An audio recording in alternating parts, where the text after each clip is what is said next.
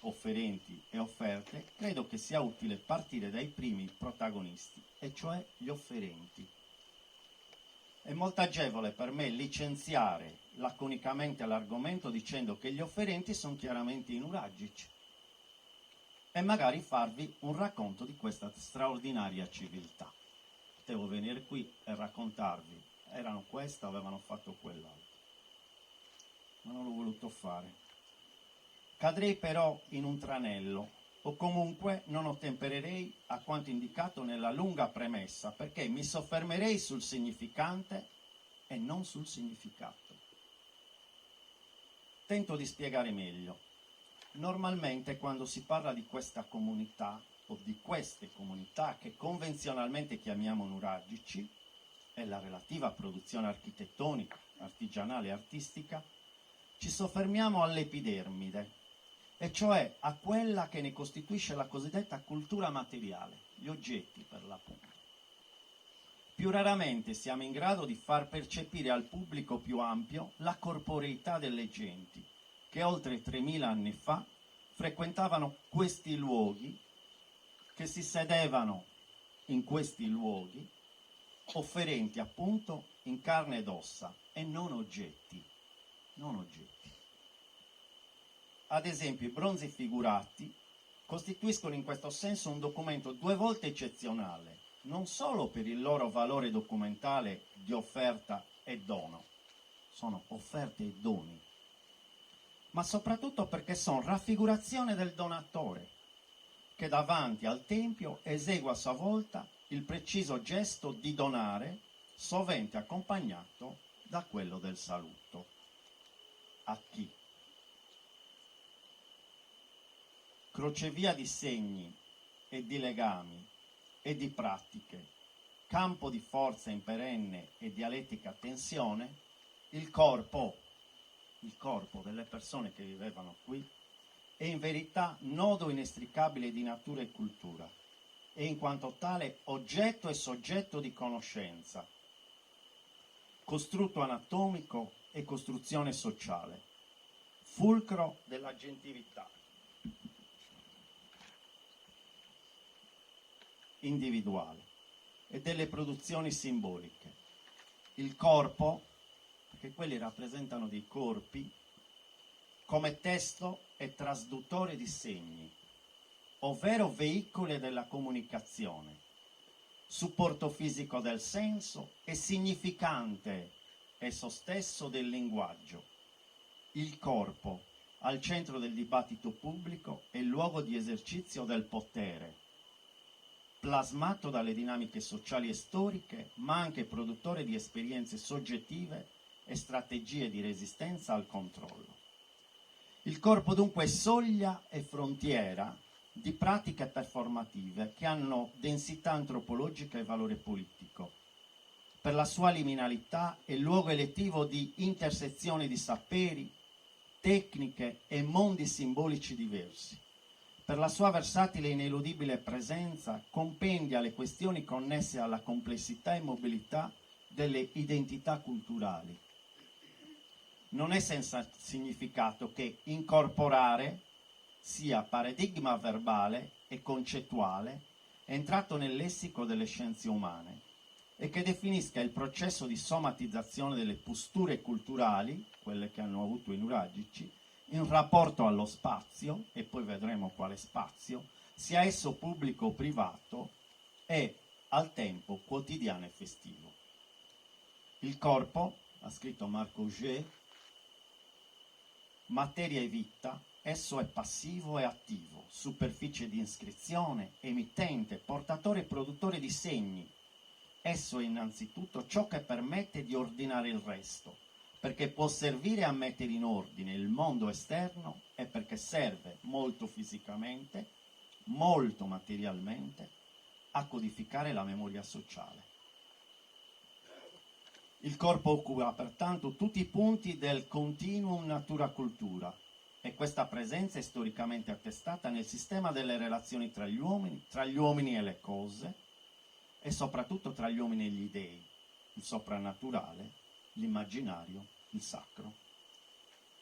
per il fatto di esservi iscritte la vita e la morte, il corpo è al centro dei riti di iniziazione e di transizione, di trasformazione della natura e di ordinamento del cosmo, di celebrazione del tempo e di protezione dello spazio, di catarsi, di espiazione e di trasgressione.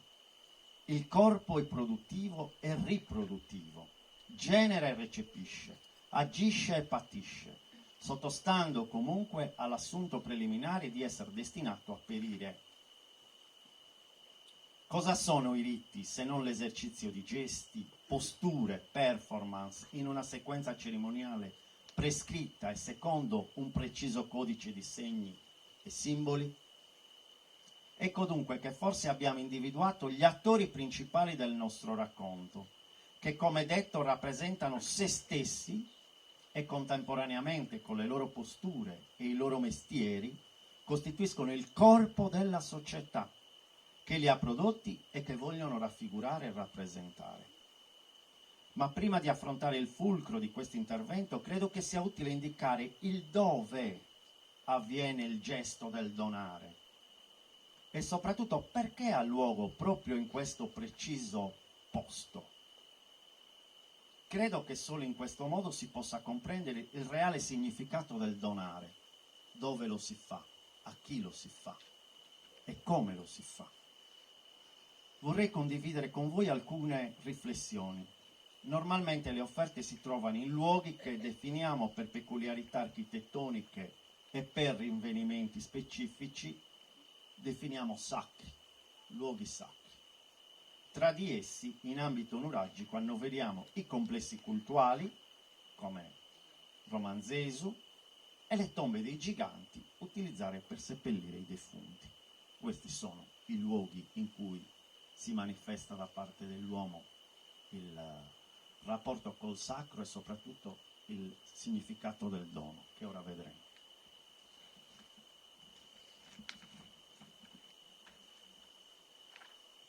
Sono luoghi gravidi di valenze simboliche, questo è un luogo gravido di valenze simboliche, in cui elemento non secondario è la soglia, quella dove siete seduti voi. Quelle sono tutte soglie, tutte soglie.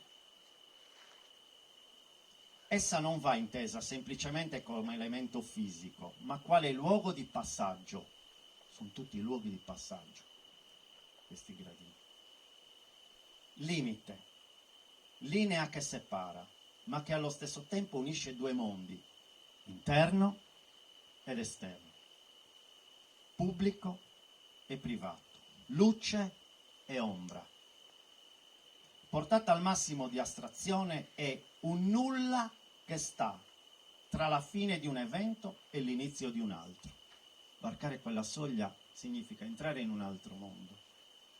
Carlossini, famoso filosofo, parla delle molte soglie del corpo umano, e mi ricollego al corpo di cui parlavo prima, il taglio degli occhi, le orecchie, le narici, la stessa epidermide, che sono punti di spaccatura in cui il corpo si contrappone al mondo. La comunicazione tra l'ambiente e l'uomo avviene tramite questi canali di percezione che consentono lo scambio di informazioni.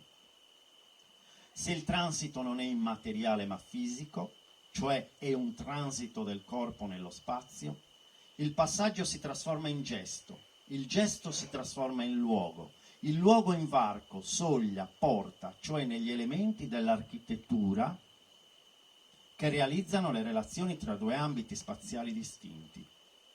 Ma possiamo anche operare un'estensione di significato e pensare la soglia in termini tridimensionali, così da definire una porzione di spazio in cui si riconoscono tre ambiti distinti: lo spazio davanti al limite, il limite e lo spazio oltre il limite, che corrispondono a tre precisi momenti del gesto del passare, attendere, varcare ed essere accolti.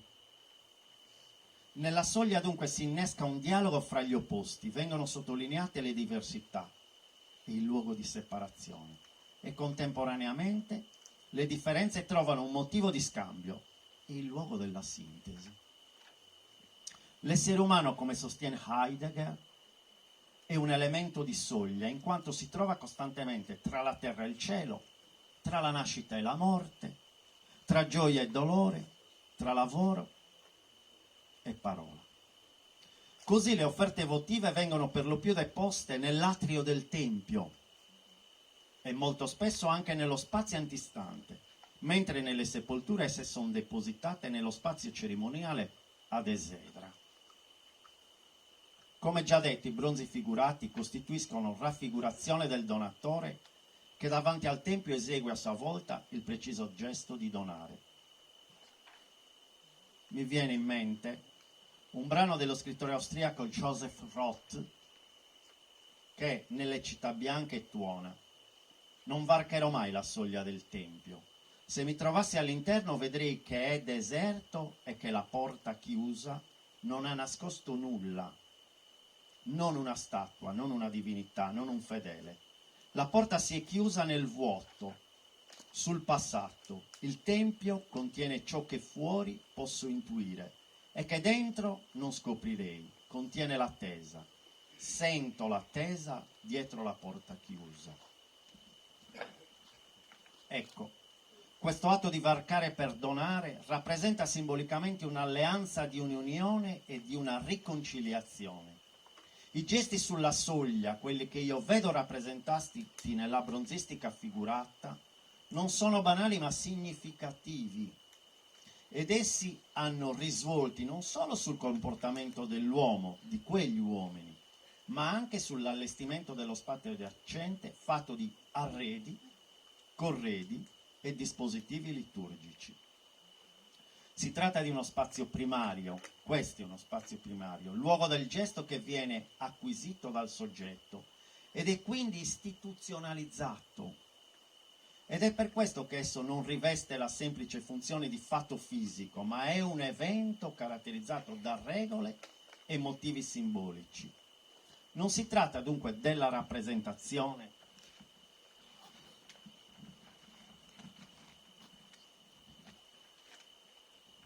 di un dono donato da un singolo, ma in quanto atto socializzato, istituzionalizzato, è l'espressione di una performance di tutta la collettività. Dopo avervi stressato a manetta, passo adesso a parlare della natura e del significato di questo dono. Su questo aspetto costituiscono studi pionieristici quelli del sociologo francese Marcel Mauss, il nipote di Durkheim, che col suo saggio sul dono ha scritto una vera pietra miliare per gli studi successivi, includendo il dono anche nella storia del diritto e delle istituzioni. L'essai sur les dons, il saggio sul dono, sia circa 100 anni fa. Il dono è, sia in età nuragica che nei nostri tempi, un fenomeno sociale. Come asserisce Mauss, è il più antico sistema economico e giuridico che sia dato di constatare e di concepire. Bisogna innanzitutto definire il concetto di dono e comprendere se nel contesto nuragico è possibile parlare di esso. Nell'ambito degli studi antropologici si parla di dono primario, vale a dire di quel tipo di dono che suggella l'alleanza fra le persone, quello in estrema sintesi che regge la sfera della socialità primaria, cioè quella sfera dell'esistenza sociale nella quale le relazioni fra le persone prendono il sopravvento rispetto alle relazioni fra le funzioni. Il triplice obbligo di donare, ricevere e ricambiare, messo in evidenza da Mauss, sembra adattarsi a questo tipo di socialità. In questo senso altri due autori, Godbout e Caillier, hanno definito il dono una prestazione di beni o servizi effettuata senza garanzia di restituzione, al fine di creare, alimentare o ricreare il legame sociale tra le persone. Già ad una prima analisi questa definizione sembra distinguere ed isolare un modo di circolazione dei beni che è completamente diverso a quello, ad esempio, dello scambio monetale, oppure dalla logica della redistribuzione, In questo senso il dono vale in funzione di creare e riprodurre relazioni sociali, ed il fatto fondamentale è che il legame è il più importante del bene, cioè la conseguenza del donare è più importante del fatto che tu stia dando qualche cosa. Ma soprattutto è fondamentale sottolineare come il dono è tale quando si offre senza attendere una restituzione determinata, che non vuol dire non attendere nulla del tutto. A Natale, ragazzi, se uno vi dà una cosa, poi se tu regali una cosa ti aspetti che qualcuno te la restituisca. Che non vuol dire non attendere nulla del tutto, cioè agire senza una motivazione, senza obiettivo. Significa piuttosto accettare una differenza, cioè esporsi alla possibilità che quel che viene restituito differisca da quel che è stato fatto e dato.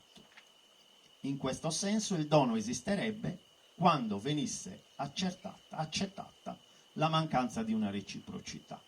Cioè esiste nel momento in cui io rischio, dono e metto in conto il fatto che qualcuno non mi possa restituire o non mi possa restituire altrettanto. Accentuando il concetto di dono proposto da Mauss fino a dissolverlo e disgiungerlo dallo scambio, Derrida sostiene che perché vi sia dono bisogna che non vi sia reciprocità, restituzione, cambio, controdono, né debito, ma più ancora bisogna che il donatario non riconosca il dono come tale, e quest'ultimo non dovrebbe apparire come tale né al donatore né al donatario. Cioè, dice Derrida, se ci deve essere dono, chi lo sta dando deve pensare che non è un dono, lo sta dando senza pensare che sia un dono, dunque è proprio gratuito, e chi lo sta ricevendo deve fare altrettanto. Nel momento in cui invece c'è questa percezione, quello secondo Derrida non è più un dono. E lo stesso autore conclude come il dono non sia semplicemente impossibile, ma addirittura è l'impossibile. Secondo Derrida non esiste il dono. Bisogna innanzitutto sottolineare che noi non possiamo fornire delle spiegazioni transculturali nell'interpretazione del dono, né applicare formule moderne o studi etnologici per spiegare la differenza tra dono e scambio in una cultura protostorica, quale è quella nuragica. Certamente è necessario affrancarsi dalla dualità propriamente moderna fra realismo cinico, questo siamo noi, e idealismo intransigente, e fornire un concetto di dono più accessibile e adattabile alla realtà di cui stiamo parlando. È innanzitutto evidente che se il dono deve essere situato concettualmente dalla parte della spontaneità, noi non sapremo mai se quello effettuato dai nuragici si può configurare quale tale. D'altra parte è anche importante distinguere due concetti solo apparentemente simili, e cioè dono e donazione, intendendo nel secondo caso ciò che dona, ad esempio la vita, senza causa, senza ragione e senza calcolo. Al contrario, i doni fatti dagli umani, se mirano a riprodurre il movimento della vita stessa e ad avviarlo, pervengono a questa riproduzione solo attraverso l'imitazione della donazione. Allora, se la vita non mira ad altro che alla vita, il dono da parte sua mira alla riproduzione non biologica ma sociologica, a stabilire e ristabilire il rapporto sociale. Il dono, in estrema sintesi, è il modo con cui una determinata società rappresenta se stessa anche di fronte agli altri gruppi umani. Sicuramente molto spesso si traggono benefici materiali e morali dal dono. Certo non si dona qualsiasi cosa a chiunque, come non si riceve a caso. In altri termini esistono regole del dono, strutturali o culturali come si vorrà. Ed evidentemente, infine, in ciascuna società determinata, il senso e le modalità del dono sono chiaramente articolate col simbolismo dominante e quindi col sistema religioso o diritti che lo informa e che lo garantisce. In una parola, il dono adempie delle funzioni ed è soprattutto strutturato, ma in quanto fatto sociale totale per eccellenza, più precisamente in quanto operatore delle totalizzazioni sociali, è irriducibile alle funzioni e alle strutture istituite, poiché è proprio lui invece che disegna il quadro all'interno del quale funzioni e strutture si sviluppano e assumono senso. Dobbiamo dunque considerare il dono come una realtà sui generis, per natura, complessa e inglobante, in quanto sintetica, e sintetizza le diverse funzioni che le si possono attribuire. Allora ritengo che in questo senso possiamo parlare di dono da parte dei nuragici e ancor più di offerte votive. Ma a sto punto credo che la domanda da parte vostra sia: ma a chi dovrebbero donare questi benedetti nuragici? Cioè, chi è il destinatario dei doni? La risposta è strettamente connessa alla tipologia o alla classificazione che noi diamo ai doni stessi. Esistono anche presso le comunità nuragiche oggetti, pensa ai modelli di nuraghe, ne vedete uno qui guarda caso, che interpreto quali doni offerte, così come i saperi che li accompagna, alla stregua di beni inalienabili, che in linea di principio sono sottratti allo scambio, sia allo scambio di doni che agli scambi commerciali. Questi beni sono inalienabili perché costituiscono una parte essenziale dell'identità di ciascun gruppo umano, che attraverso di essi si distinguono anche internamente e formano una gerarchia, cioè sono alla base proprio della distinzione sociale tra i gruppi all'interno di quelle comunità.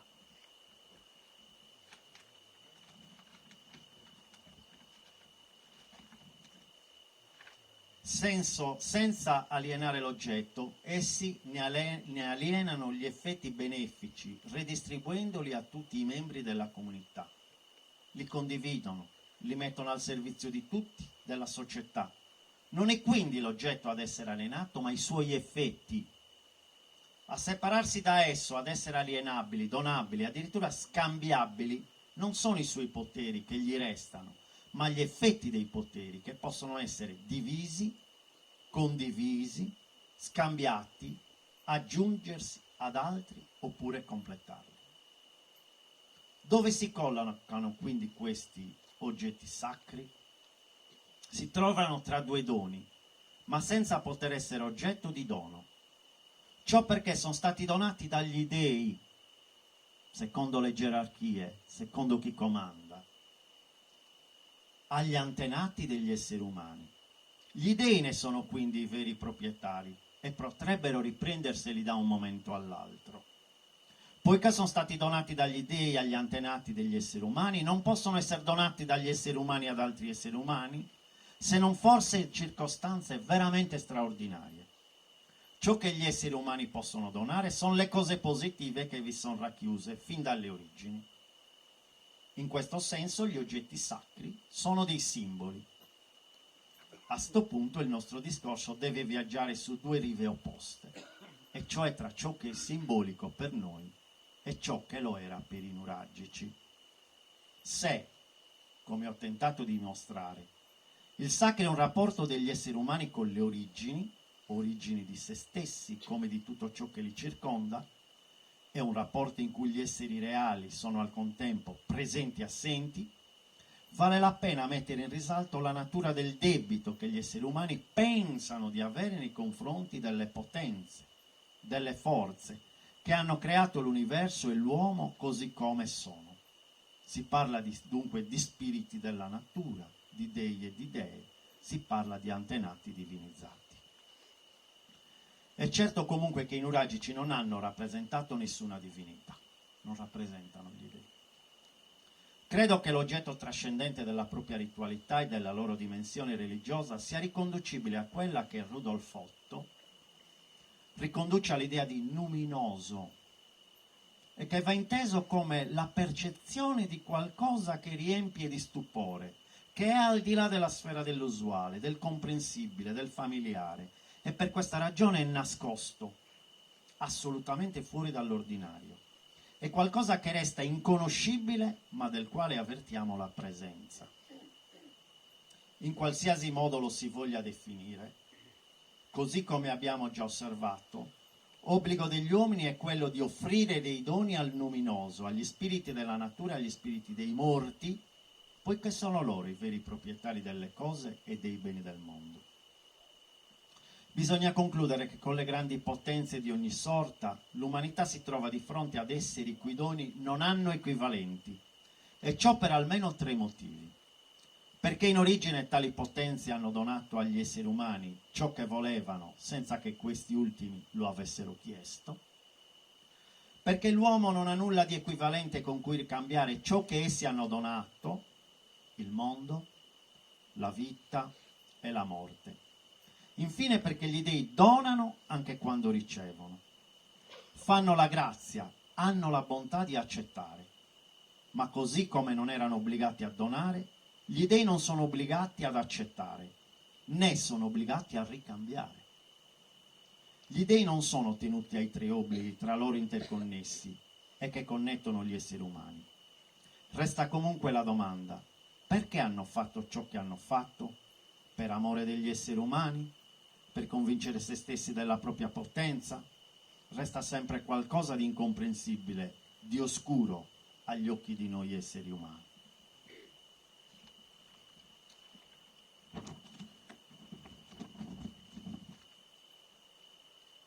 Si può dunque capire perché nel corso della storia la religione abbia rappresentato l'ambito in grado di fornire modelli di potere agli esseri umani, quando alcuni di essi hanno cominciato ad elevarsi sugli altri, affermando e legittimando la propria posizione nella società attraverso la propria origine. Avevano il diritto di esercitare il potere perché discendevano direttamente dagli dei o perché erano essi stessi degli dei tra gli uomini, come mostra in maniera emblematica l'antico Egitto.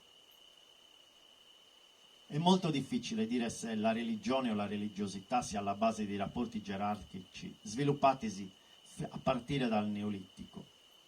Certamente essa fornisce dei modelli di esseri più potenti degli umani, fonti di vita e di fertilità o di sventure e catastrofi, ai quali gli esseri umani erano sempre tenuti ad offrire doni e a dimostrare amore, riconoscenza, obbedienza e timore.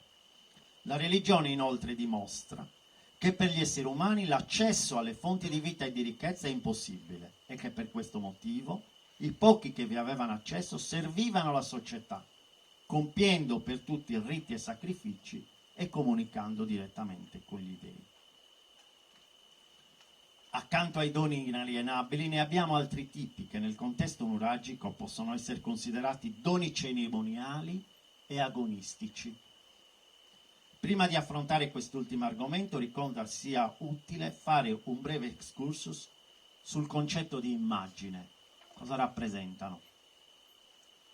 Abbiamo visto che uno dei tratti distintivi dei nuragici è la rappresentazione, a volte anche ossessiva, del proprio popolo, sia nella sfera pubblica che in quella privata, in quelli che noi, con termine secondo me riduttivo, chiamiamo comunemente bronzetti o bronzi figurati. Quando parliamo di immagini sostanzialmente le possiamo distinguere in 2 tipi: quelle che riproducono l'universo di chi le guarda, ad esempio un capotribù oppure la raffigurazione del nuraghe, e quelle che impegnano chi guarda in un dialogo con l'immagine, come sono appunto le immagini sacre. Mi viene in mente l'insegna di Patria, le spade e così via. E in questo caso, in verità è sempre molto complicato fare delle distinzioni nette, ma sappiamo comunque che la prerogativa è quella di entrare in dialogo, interrogano chi le guarda e richiedono infine una risposta. Le immagini, soprattutto quelle sacre, ma non solo, hanno una vita nel senso che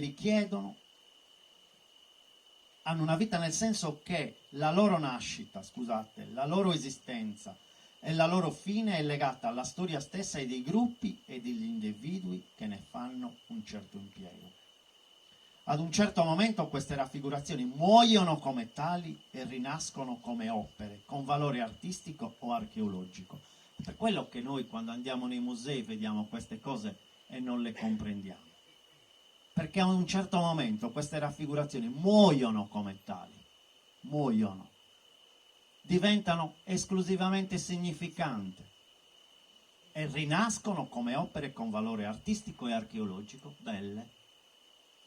Le osserviamo nei musei ormai svuotate del loro significato originario e dunque non certamente con atteggiamento devoto. Il significante ha definitivamente soppiantato il significato e ad un culto primigenio si è sostituito il culto dell'opera d'arte.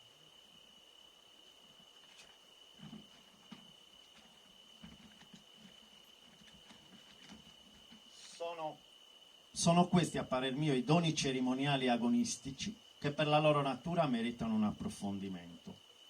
Questi ultimi sono dominati dall'ostentazione del disinteresse e dalla subordinazione degli interessi materiali agli interessi di prestigio. Nel contesto socio-economico nuragico, in cui è evidente la presenza di gerarchie o ineguaglianze, le élite, con il dono cerimoniale e tutte le altre offerte dell'intera comunità, tentano di far passare l'idea di una società orizzontale, nettamente distinta da un dono rivolto all'entità, cioè polarizzato verso l'alto, e basato su un obbligo che, rientrando nella definizione di sacrificio, è un fenomeno gerarchizzato.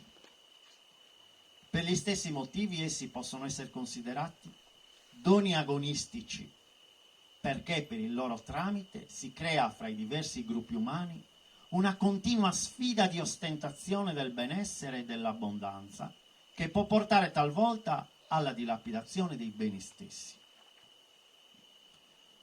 In questo ambito il dono, sia che avvenga tra le comunità dei nuragici, sia soprattutto che si doni fra gruppi appartenenti a culture differenti, si configura quale tramite per suggellare un'alleanza fra gli uomini tramite le donne, fra gli uomini e gli dei tramite le offerte e le vittime, tutto sempre in funzione di costruire il legame sociale.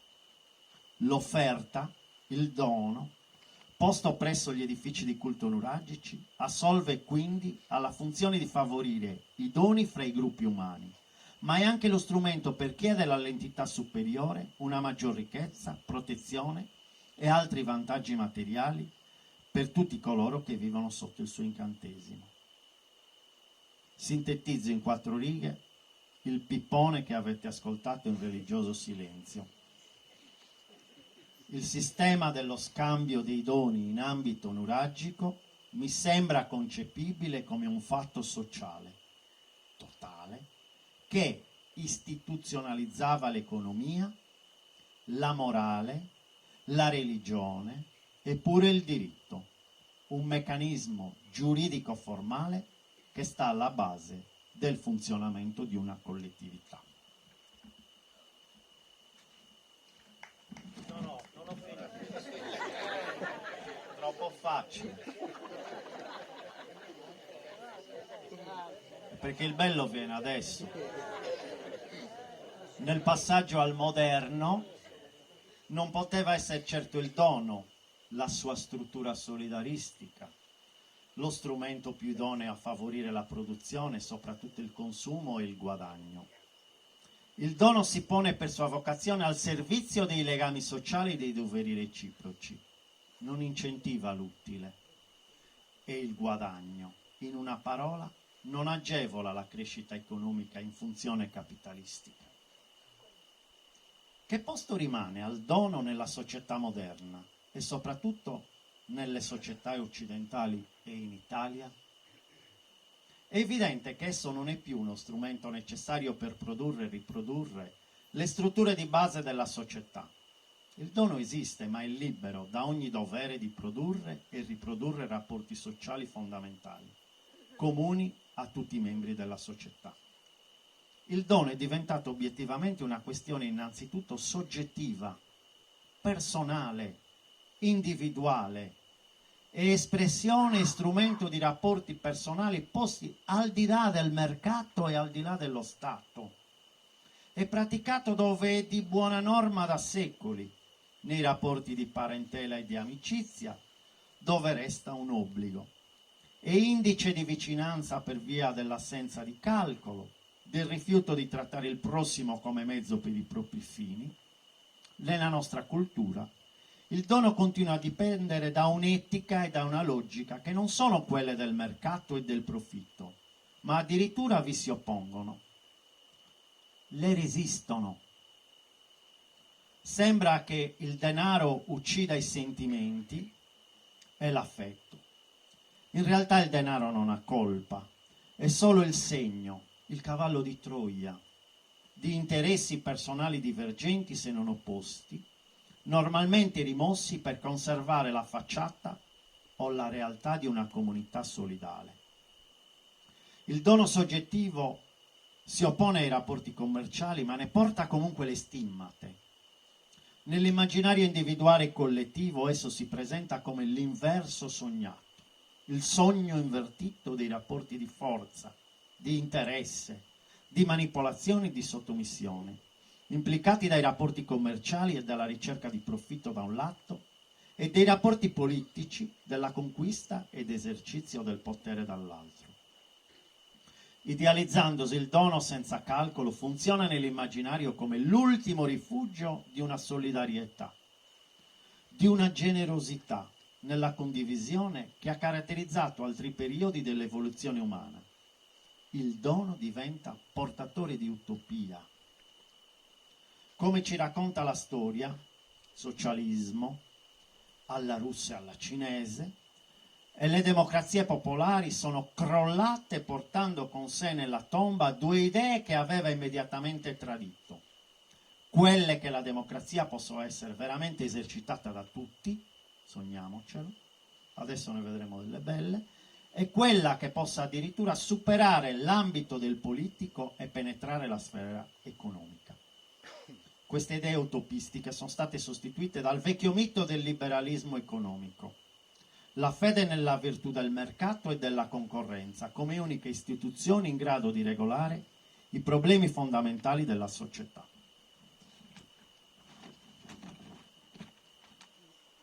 Ma l'efficacia presunta del sistema capitalistico non gli ha impedito di incrementare gli esclusi individui e nazioni, di aggravare fratture sociali ed enormi fossati.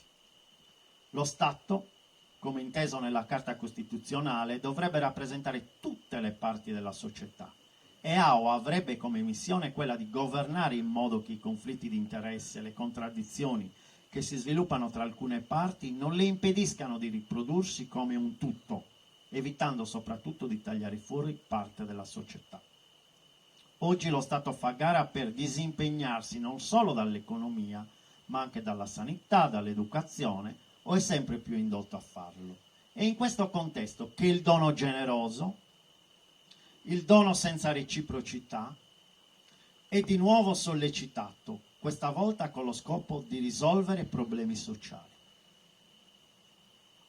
Si moltiplicano le associazioni caritatevoli che tuttavia usano i mezzi di oggi, sfruttando i media, burocratizzandosi, e specie in Occidente, nutrendosi delle immagini televisive delle disgrazie, dei mali congiunturali o duraturi che affliggono i quattro angoli del mondo.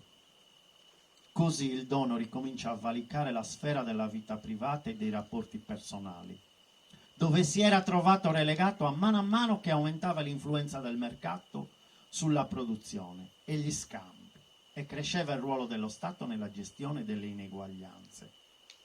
Oggi però, di fronte all'ampiezza dei problemi sociali e alla manifesta incapacità di risolverli da parte del mercato e dello Stato, il dono sta per tornare ad essere una condizione oggettiva, socialmente necessaria, della riproduzione della società. Non sarà il dono reciproco di cose equivalenti e nemmeno un dono che prevede un controdono, ma l'impressione è che il dono caritatevole sta per istituzionalizzarsi di nuovo. Ma il dono non è la terra promessa, può servire nell'attesa, ma non ci si può aspettare tutto, perché solo gli dei donano o hanno donato tutto, ma proprio perché non erano umani. Il dono servirà, ma in attesa di cosa? Viviamo infatti in una società il cui funzionamento separa gli individui gli uni dagli altri, li isola, addirittura all'interno della famiglia, li promuove opponendoli gli uni agli altri. Viviamo in una società che, come nessun'altra, libera tutte le forze, le potenzialità sopite nell'individuo, ma che spinge anche ciascuno a dissociarsi dagli altri pur servendosi di loro. La nostra società vive e prospera quindi a prezzo di una permanente deficit di solidarietà. Le uniche nuove solidarietà vengono negoziate sotto forma di contratti, ma non tutto ciò che crea legami tra le persone, che forma i loro rapporti pubblici o privati, sociali e intimi, che fa sì, scusate, che vivano in società, ma debbano anche creare la società per vivere, è negoziabile. I limiti del commercio sociale sono chiari. È possibile immaginare un bambino che per nascere firmi un contratto con i genitori? È un'idea assurda. E la sua assurdità dimostra che il primo legame tra gli esseri umani, quello della nascita, non è frutto di una negoziazione tra gli interessati. Eppure è proprio su questi fatti imprescindibili che la nostra società tende a tacere. Grazie.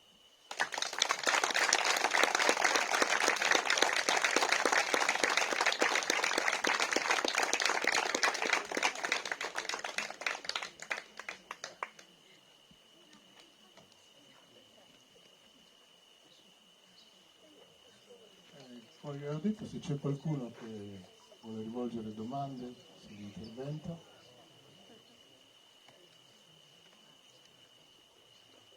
Archeologo.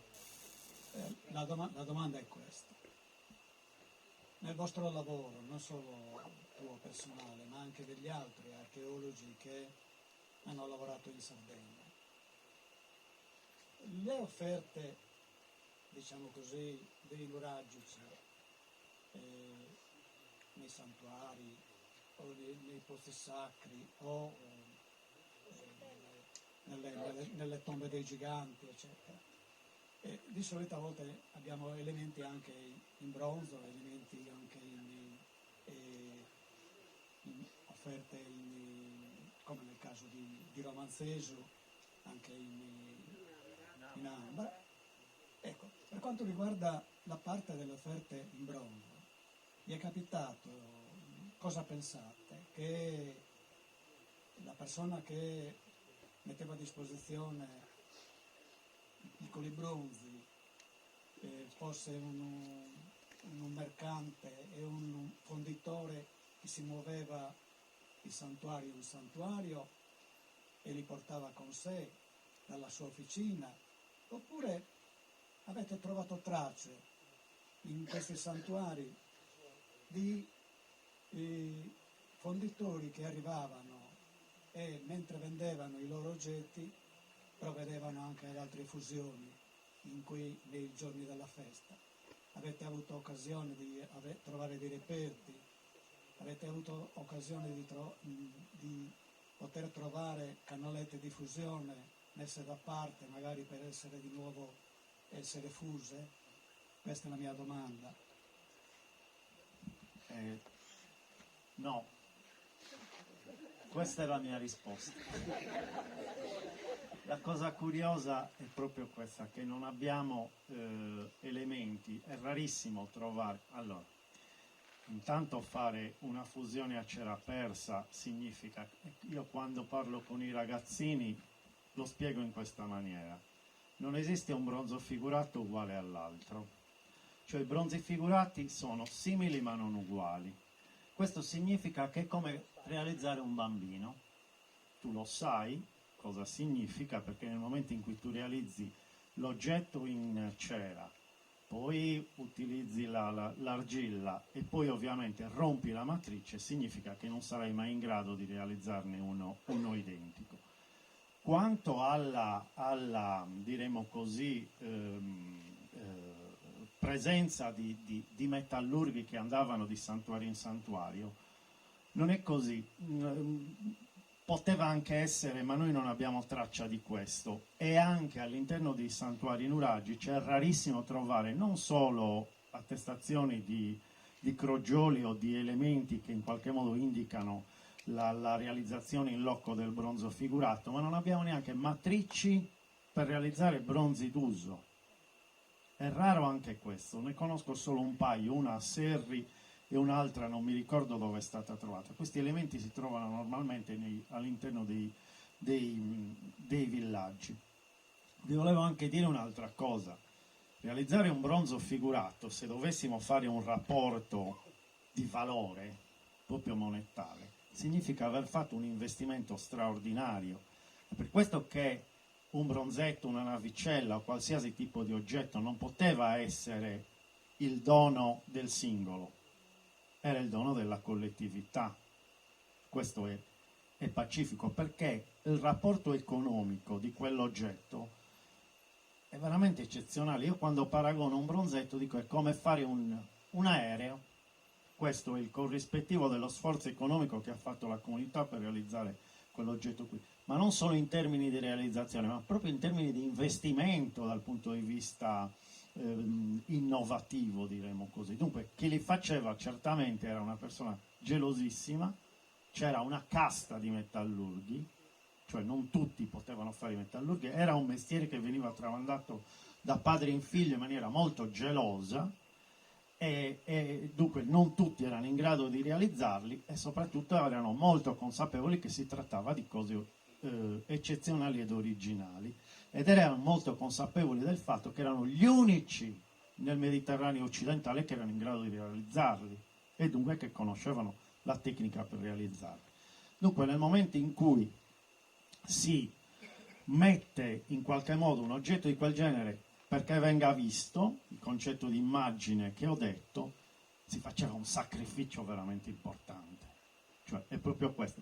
Non era un sacrificio in termini di uccisione esclusivamente di una bestia, diremmo così, che erano pratiche che comunque loro utilizzavano, ma che era troppo lungo parlarne oggi, ma era proprio un sacrificio da parte di tutta la comunità. Cioè alla base del dono, in quel caso, c'era un sacrificio. Comunque, ritornando al discorso, e poi l'Ambra faceva un viaggio, come sapete, insomma, dal Baltico arrivava fino in Sardegna. Peraltro alcuni vaghi che sono stati trovati qui, non so se alcuni vaghi di qui analizzati provengono addirittura dalla Romania, non solo dalla zona del Baltico.